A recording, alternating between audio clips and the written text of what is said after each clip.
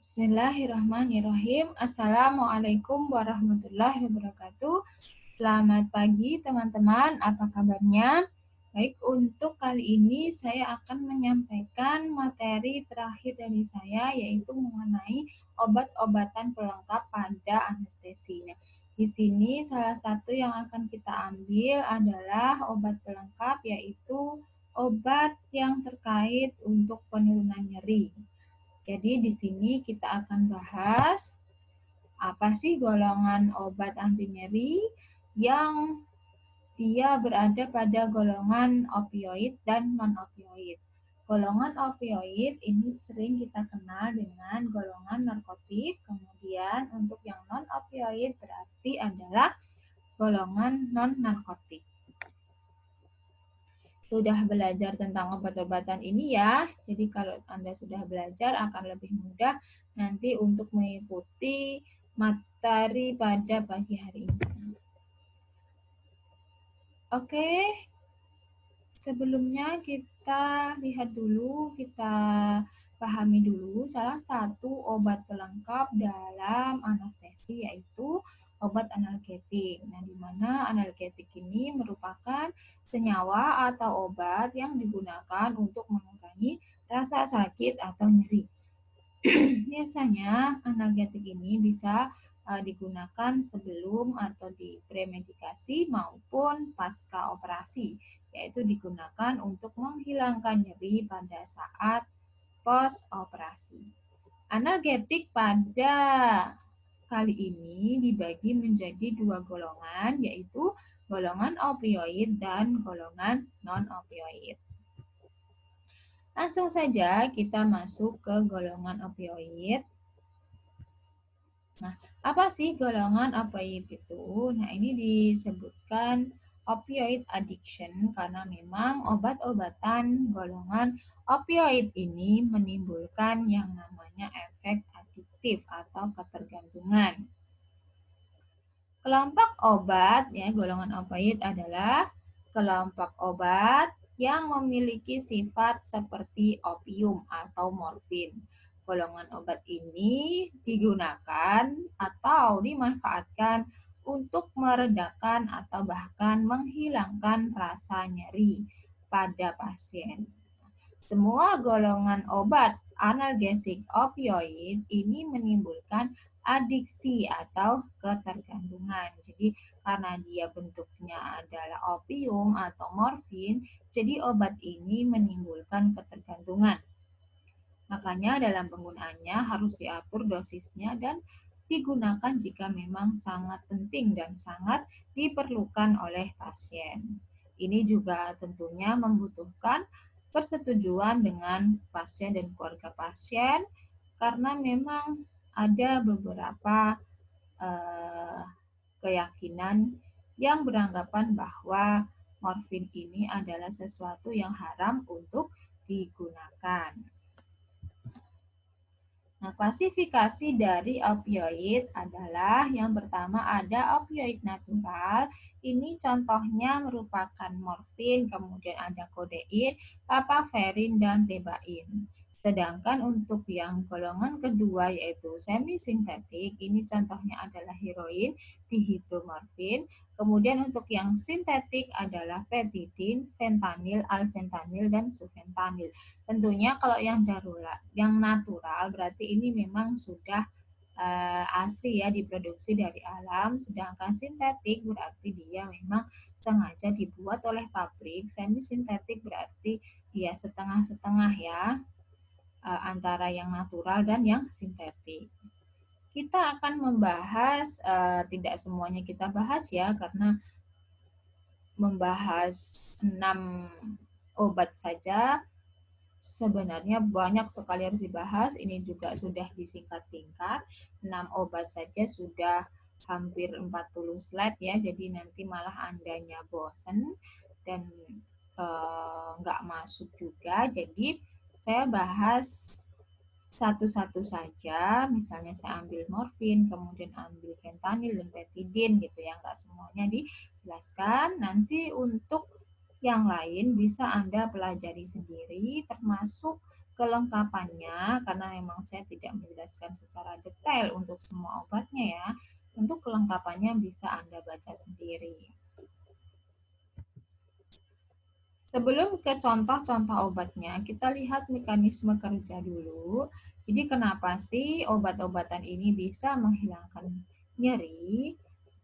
Nah, reseptor opioid ini tersebar, jadi dia reseptornya tersebar di seluruh jaringan sistem saraf pusat, tetapi terkonsentrasi di otak tengah, yaitu sistem limbik, talamus dan hipotalamus, korpus striatum, sistem aktivasi retikuler, dan di korda spinalis. Nah, jadi meskipun reseptor ini tersebar di seluruh jaringan sistem saraf pusat, tetapi konsentrasinya adalah di otak tengah, di mana otak tengah ini berisi oleh sistem limbik, talamus, dan hipotalamus. Nah, setelah reseptor ini berinteraksi dengan semua jenis reseptor dengan afinitas yang berbeda, nah ini nanti dia bisa berinteraksi dengan semua jenis reseptor dengan afinitas yang berbeda. Nah, dapat sebagai agonis, kemudian antagonis, dan juga sebagai campuran.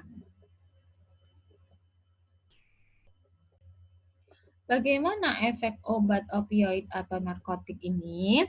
Jadi, obat narkotik ini memiliki efek sentral dan perifer ya. Untuk efek sentral, karena dia narkotik bisa menurunkan persepsi nyeri dengan stimulasi reseptor opioid. Kemudian karena dia berhubungan di sistem saraf pusat, dia bisa mengurangi aktivitas mental. Nah, disinilah opioid memiliki efek sedatif ya. Kemudian bisa menghilangkan kecemasan. Nah, di sini berarti memiliki efek tranquilizer. Jadi, memang narkotik ini dipilih karena dia bisa menghilangkan kecemasan pada pasien pada saat akan dilakukan operasi. Kemudian bisa meningkatkan suasana hati atau efek euforia. Nah, ini yang menyebabkan morfin itu dipilih ya, atau kalau sampai salah atau penyalahgunaan obat seperti narkoba, ini adalah salah satu efek yang dicari, yaitu meningkatkan suasana hati atau efek euforia, efek seperti melayang ya, melayang kemudian bahagia, tapi tentunya ini hanya efek semu ya. Kemudian menghambat pusat respirasi dan batuk. Nah, ini merupakan efek depresi respirasi dan antitusif. Makanya, kalau menggunakan obat-obatan morfin yang bisa menghambat pusat respirasi, tentu harus menyiapkan alat-alat resusitasi. Efek yang lain adalah awalnya menimbulkan mual muntah, tetapi kemudian dia bisa menghambat pusat emetik, menyebabkan miosis atau vasokonstriksi, memicu pelepasan hormon antidiuretik atau hormon ADH sehingga mencegah yang namanya pengeluaran urin, menunjukkan perkembangan toleransi dan dependensi dengan pemberian dosis berkepanjangan. Jadi kalau diberikan dosis terus-menerus, ini bisa menunjukkan perkembangan toleransi. Sementara untuk efek perifer, obat narkotik ini bisa mengurangi motilitas gastrointestinal dan menaikkan tonus. Inilah yang menyebabkan pasien yang menggunakan obat ini mengalami konstipasi spastik. Kemudian, kontraksi sphinkter saluran empedu menunda pengosongan lambung dengan konstriksi pilorus. Jadi, pilorusnya mengalami kontriksi sehingga pengosongan lambungnya tertunda, menurunkan tonus vaskuler dan menaikkan resiko reaksi ortostatik.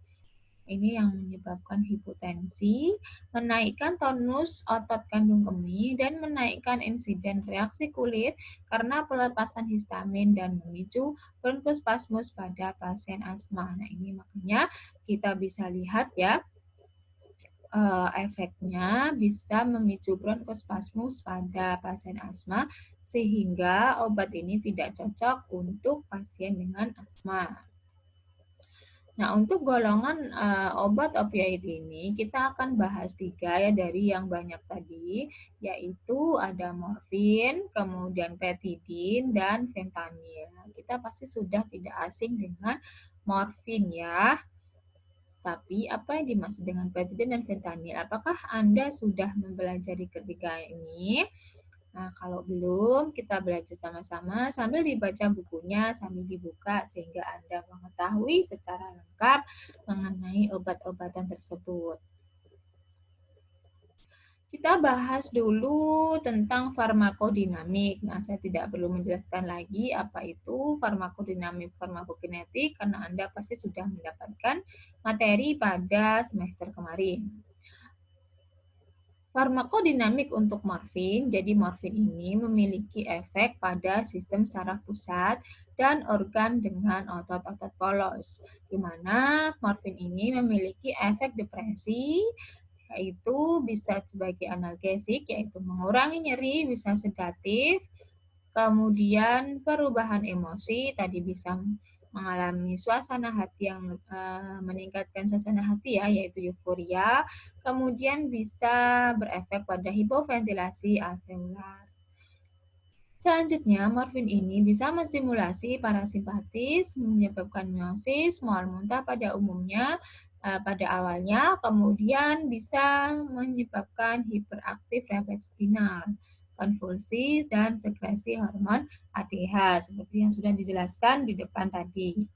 Kemudian untuk farmakokinetik, nah morfin ini sebenarnya dia tidak bisa menembus kulit, tetapi dia bisa menembus kulit yang terluka. Dan dia juga gampang untuk menembus lapisan mukosa, diabsorpsi di usus. Nah, sebenarnya morfin ini diabsorpsinya di usus, tetapi efek analgesik oral lebih rendah dari parenteral. Tetap saja, meskipun dia diabsorpsi di usus, efek yang lebih cepat adalah melalui intravena ya daripada melalui oral. Kemudian morfin ini bisa menembus sawar uri atau sawar plasenta ya sehingga bisa mempengaruhi janin. Ketika ibu yang sedang hamil mengkonsumsi morfin maka akan berakibat pada janinnya entah nanti depresi karena dia mendepresi ini ya respirasi bisa jadi janinnya nanti mengalami gangguan respirasi. Selanjutnya, morfin ini dieskresi di ginjal. Nah, sebagian kecil morfin bebas ditemukan dalam tinja dan keringat. Kemudian bisa juga ditemukan dalam urin. Makanya setelah memakai morfin, bisa kita deteksi di urinnya, apakah dia pemakai atau bukan. Selanjutnya, indikasinya morfin ini untuk menghilangkan nyeri hebat yang tidak dapat diobati dengan analgesik non opioid. Nah, misalnya Anda tahu sendiri ya, bukan maksudnya bukan tahu dalam hal merasakan ya, tapi Anda tahu sendiri, sudah baca sendiri bagaimana nyerinya infak miokard ataupun pasien dengan kanker. Apalagi kalau kanker ya, dia itu nyerinya bersifat kronis karena dia akan nyeri terus-menerus dan juga penyakit terminal yaitu sudah mencapai atau diambang kematian. Jadi untuk pasien-pasien seperti ini nyerinya sangat hebat sehingga tidak bisa hanya dihilangkan dengan analgesik non opioid. Jadi dia harus memakai analgesik opioid. Contohnya adalah morfin. Jadi morfin ini bisa digunakan untuk nyeri hebat, misalnya infak miokard, kemudian neoplasma, kolik renal, oklusi akut pembuluh darah perifer, pulmonal koroner, perikarditis akut, pleuritis, serta nyeri pada trauma-trauma misalnya kecelakaan atau trauma tulang belakang. Kemudian untuk kontraindikasinya, tentu morfin ini tidak bisa diberikan pada pasien yang mengalami hipersensitivitas terhadap morfin.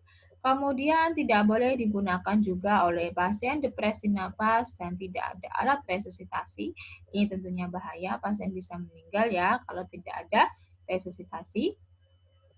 Selanjutnya, pasien asma akut atau berat, keadaan hiperkarbia dan dicurigai mengalami ileus paralitik karena tadi diabsorpsinya di usus. Kalau ada ileus paralitik maka tidak boleh digunakan morfin.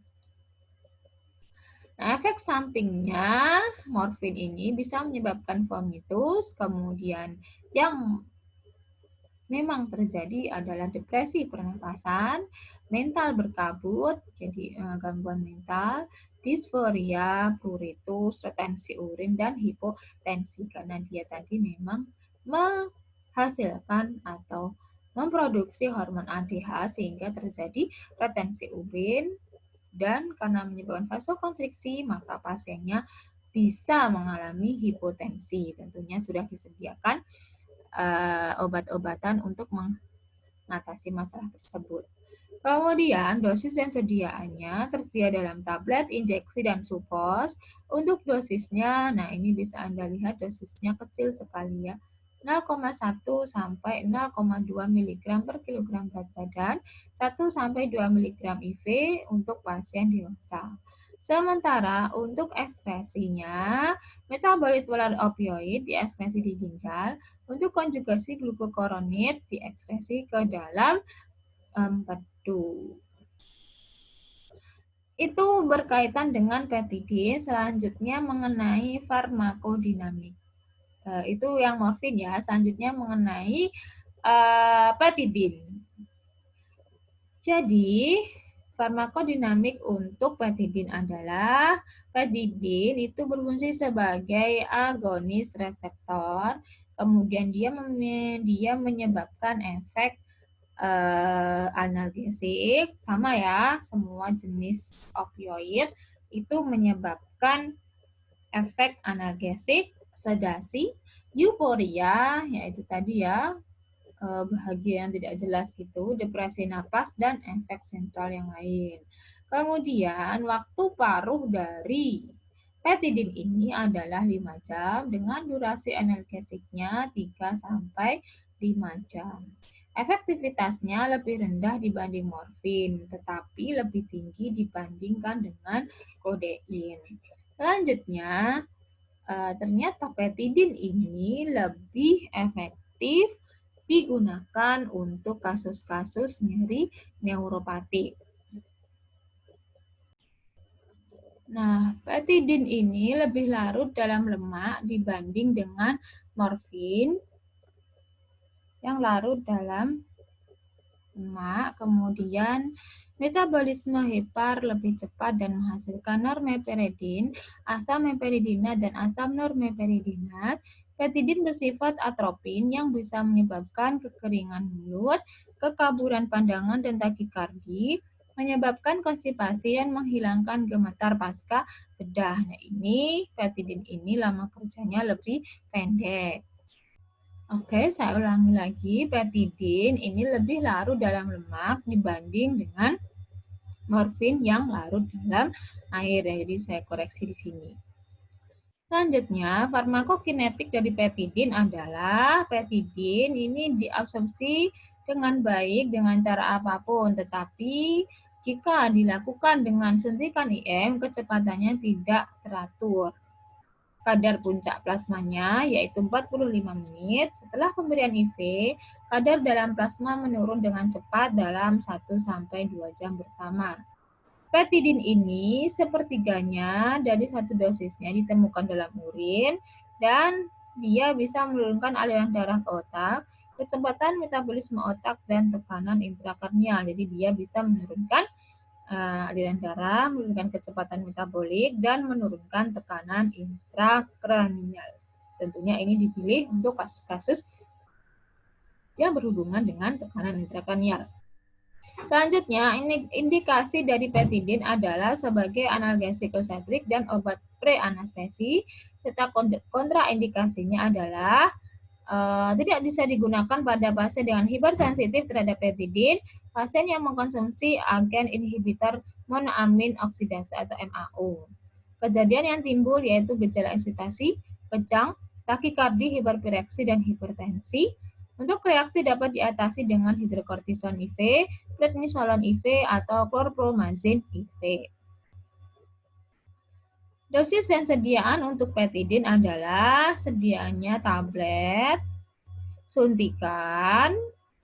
Nah, ini untuk tablet bisa menggunakan 50 dan 100 mg, suntikan 10 mg per mili, 25 mg per mili, dan 75 mg per mili, dan 100 mg per mili.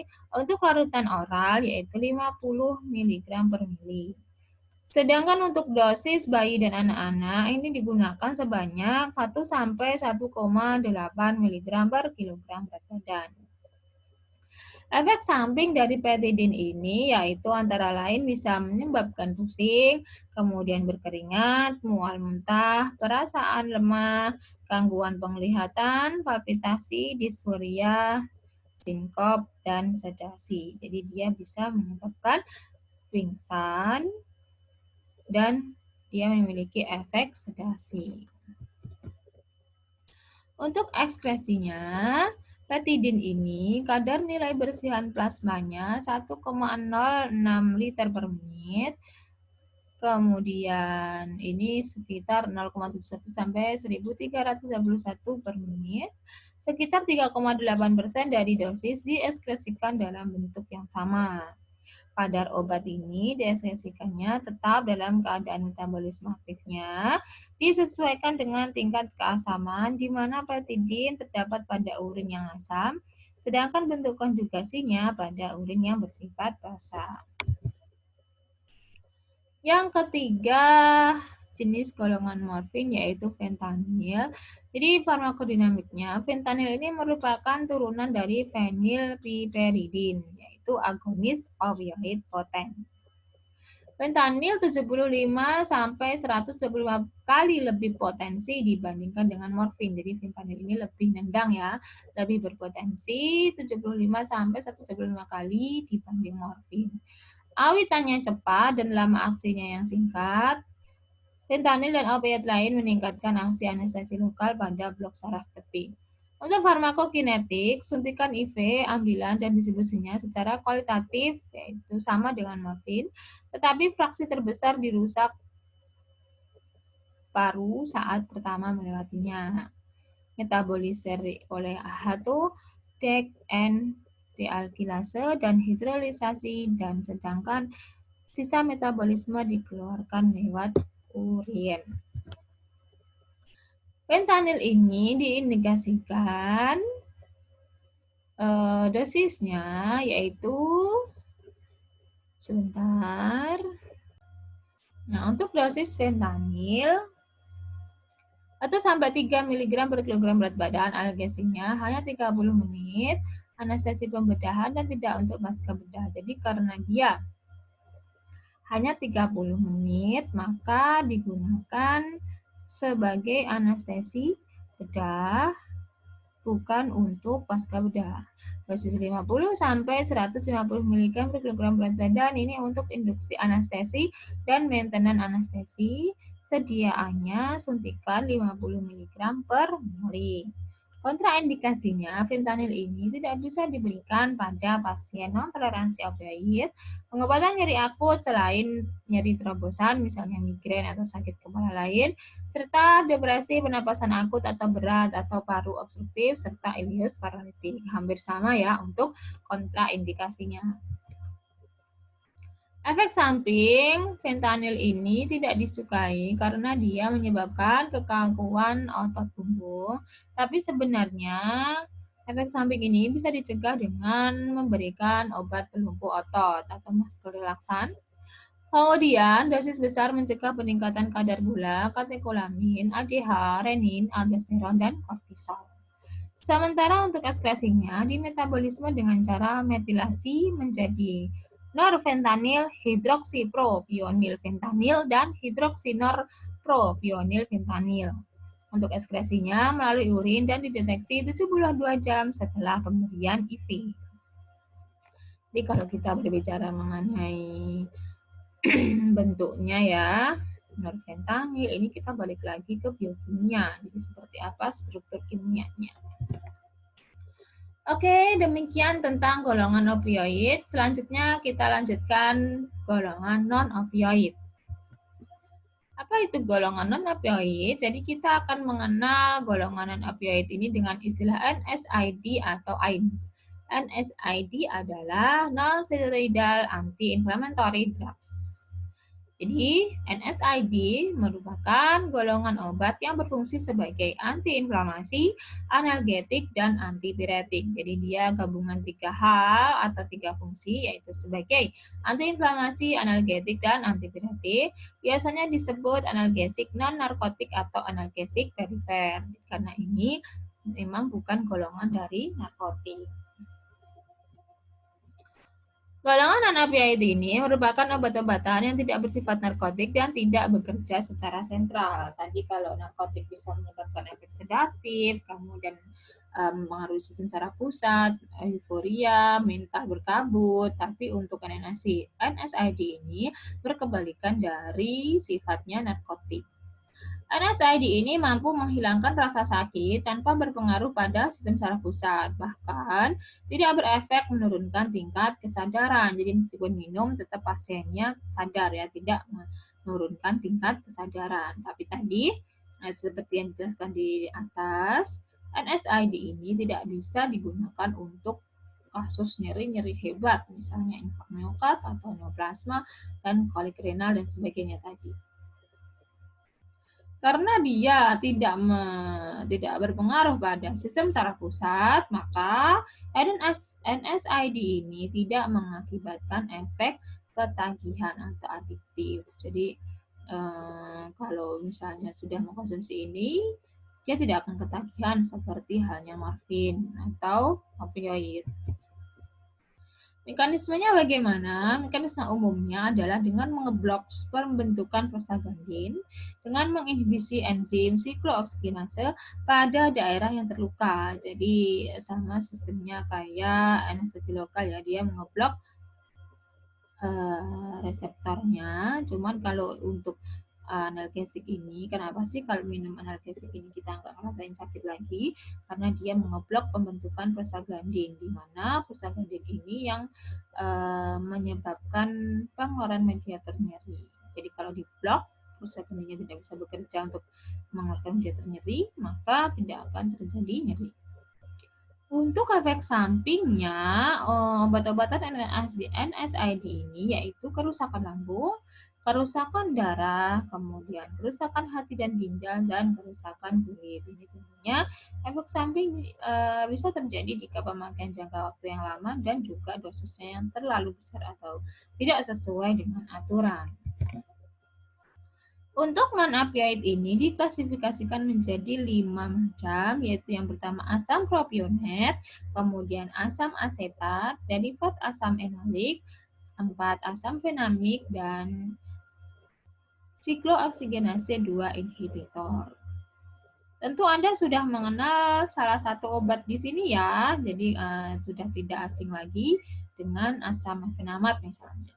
Untuk asam propionet, ini contohnya ibuprofen, naproxen, fenoprofen, dan ketoprofen.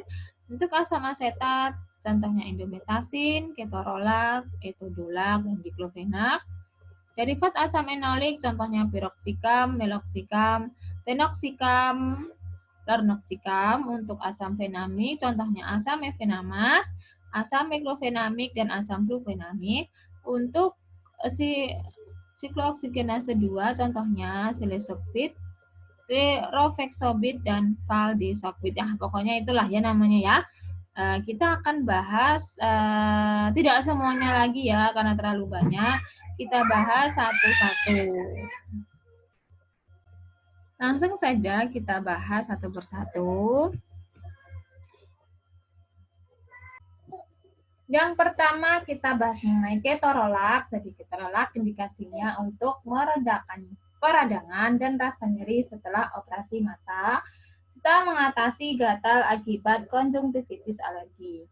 Interaksi obatnya berpotensi meningkatkan resiko perdarahan jika tidak dibarengi dengan antikoagulan, dapat meningkatkan kadar toksisitas jika digunakan sebagai atau digunakan dengan obat methotrexate dan obat-obatan kortikosteroid dan platelet berpotensi meningkatkan luka lambung.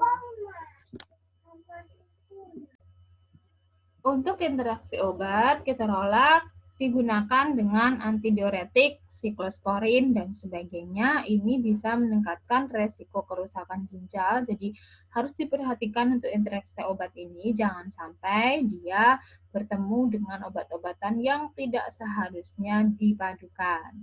Obat-obatan psikoaktif, misalnya alprazolam, dapat memicu halusinasi jika digunakan dengan ketorolak. Jadi harus dihindari jika memang dia menimbulkan interaksi yang kurang bagus.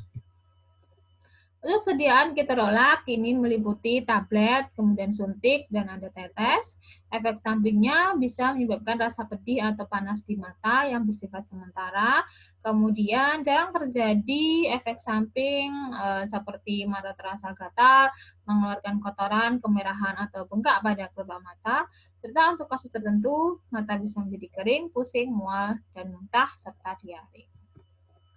Untuk ketoprofen ini indikasinya adalah meredakan gejala peradangan, misalnya asam urat, artritis, atau terkilir. Nah, ini ketoprofen ya. Dan meredakan nyeri pasca operasi serta nyeri haid. Interaksi obatnya, ketoprofen ini akan berkurang efektivitasnya jika dibarengi dengan antihipertensi, meningkatkan risiko perdarahan pada saluran pencernaan jika dikombinasikan dengan kortikosteroid dan warfarin, dan meningkatkan risiko gagal ginjal jika digunakan dengan obat diuretik. Ketoprofen dosisnya suntik diberikan 5-100 mg tiap 4 jam, maksimal 200 mg per hari selama 3 hari untuk kasus nyeri sendi, nyeri otot, atau nyeri pasca operasi. Untuk tablet, dosisnya 100-200 mg per hari, maksimal 300 mg per hari untuk rheumatoid arthritis. Sediaan suppositoria, dosisnya 100 mg malam hari untuk rheumatoid arthritis. Dalam bentuk gel, ini diberikan dosis yaitu secara oles, dioleskan 2-4 kali sehari selama 10 hari sebagai pereda nyeri. Ketoprofen ini sediaannya berarti sesuai dengan dosisnya, ada sediaan tablet salut selaput, kapsul, suntik, dan suppositoria. Efek samping dari ketoprofen yaitu bisa berpengaruh terhadap saluran gastrointestinal, bisa menyebabkan sakit mah, mual ya ini, kembung, sakit perut, diare dan sembelit, sakit kepala, pusing, gangguan fungsi ginjal, sariawan, ruang kulit, sesak nafas, insomnia, dan serangan jantung. Yang ketiga, meloxicam. Meloxicam ini indikasinya untuk meredakan gejala artritis, yaitu peradangan, pembengkakan, kaku, dan nyeri otot. Cara kerjanya menghambat enzim yang memproduksi prostaglandin, senyawa yang dilepas tubuh yang menyebabkan rasa sakit. Obat akan mengurangi rasa sakit dan peradangan. Sediaannya tablet, kemudian dosisnya dewasa 7,5-15 mg per hari. Dosis maksimal bisa diberikan 15 mg per hari. Efek sampingnya, gastrointestinal bisa menyebabkan mual, muntah, konstipasi, diare, perut kembung, sakit kepala, sulit tidur, nyeri ulu hati. Untuk indikasi interaksi obatnya antikoagulan, aspirin, clopidogrel, corticosteroid. Ini bisa meningkatkan risiko perdarahan, probenecid meningkatkan risiko efek samping meloxicam, cholestyramine menurunkan keefektifan meloxicam, biosfosfat meningkatkan efek samping, kemudian ACE inhibitor bisa menurunkan keefektifan obat dan menyebabkan gangguan ginjal. Baik, demikian yang bisa saya jelaskan. Mohon maaf ada salah kata, salah tulisan, tipu, kemudian backsound-nya juga ya, karena berbagai hal sehingga baru selesai, itu pun juga sudah saya buat semaksimal mungkin. Jika ada salahnya saya mohon maaf. Jika ada pertanyaan bisa langsung tanyakan ke saya. Saya akhiri. Assalamualaikum warahmatullahi wabarakatuh.